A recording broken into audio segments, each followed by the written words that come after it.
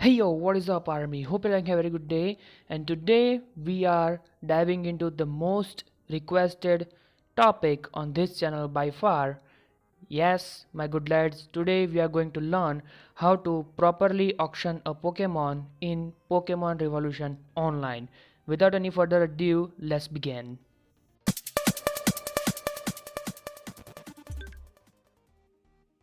Auctions are like really very popular in Pokemon Revolution Online and tons of them are live even right now. There are 5 different set of rules which are designed to smoothen the process of auctioning. So let's go through all of these rules one by one.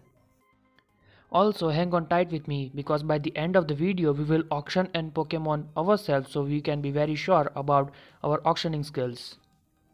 The very first rule clearly states that an auction cannot be cancelled once its starting price or starting point time is met.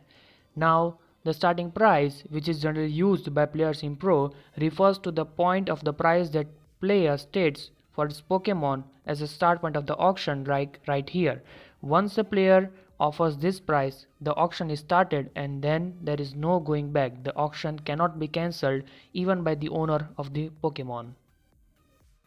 The second rule is very important because if you are able to follow this carefully, then the likeliness of you messing up the auction is very low, as the second rule refers to the proper auction template that a player should use to auction his or her Pokemon.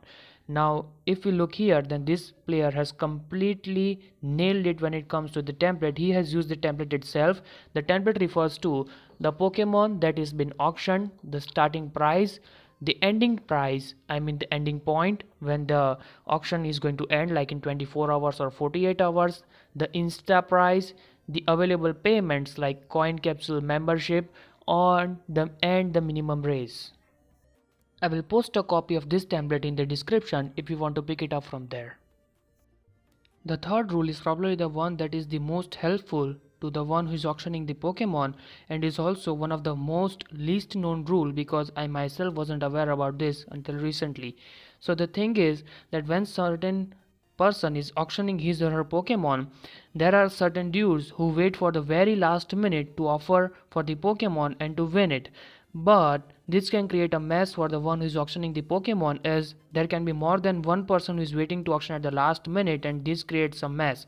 The third rule is created to ease this. This auction clearly states that whenever the last CO, which is the current offer, is offered for the auction is elongated to 15 minutes from that last offer. Let us look through this through an example. If the auction is ending at 17 and if the user receives a bid at 1646, the auction will then end after 15 minutes from 1646, that is at 1701 and not at 1700. So if another user, oh yeah, I call 0 as O, we do that all the time here as in mathematics. So if another user bids at 1700, then the auction will then end at 1715 and not at 1701 itself. I hope you will be able to auction more efficiently after knowing this rule 3. To make it even more efficient, let's go into the rule 4. The rule number 4 states that insta price of the auction is to be announced publicly before the start of the auction.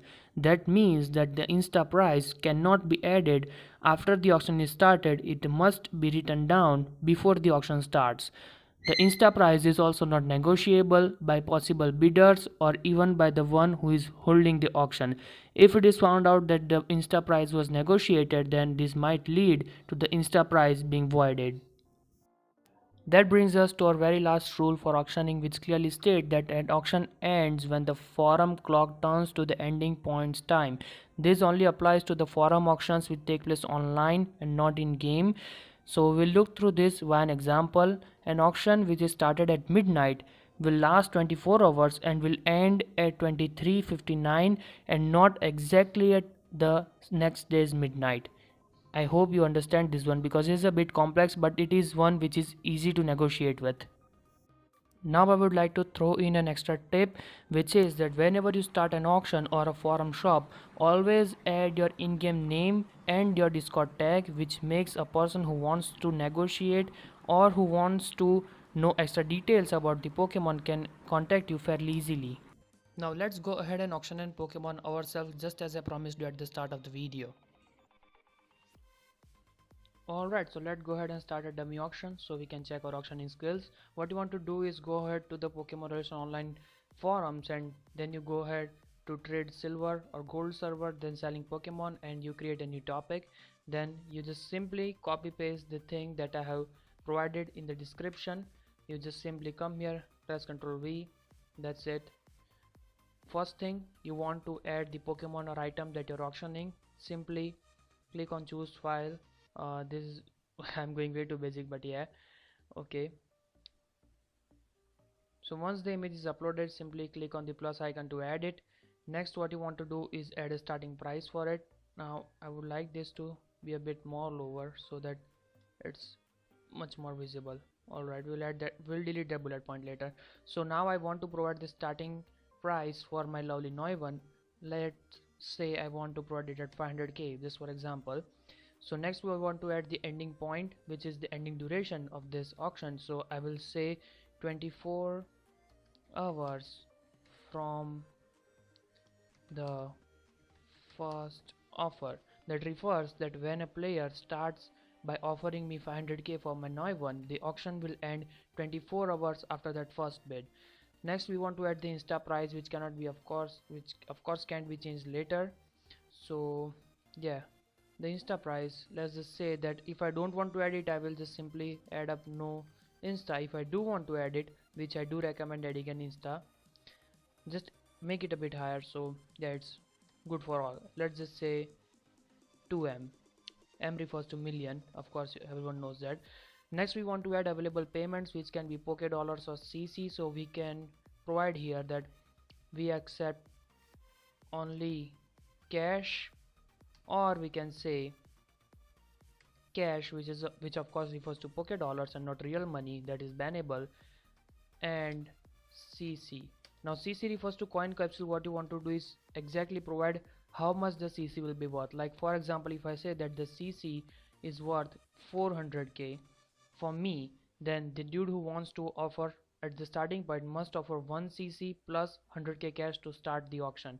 And if he wants to bid more, he must keep in mind that a coin capsule is worth 400k for me.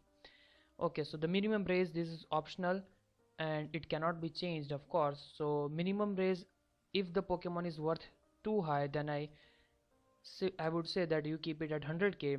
If it is worth like 500k ish around at insta, then you keep it at 50k. My Noivern, I am not sure, but I would like to keep it at 100k. Don't judge me for that, I'm just providing this for an example. This is it. This is how you properly set up an auction. After that, you will simply provide your details here. I'm not making this fancy for now because that would take up a bit more time. So I would simply provide my contact information. That would be my in-game, oh, what's up with my typing today, in-game name. That should be I am me3dp / you can also provide your alter.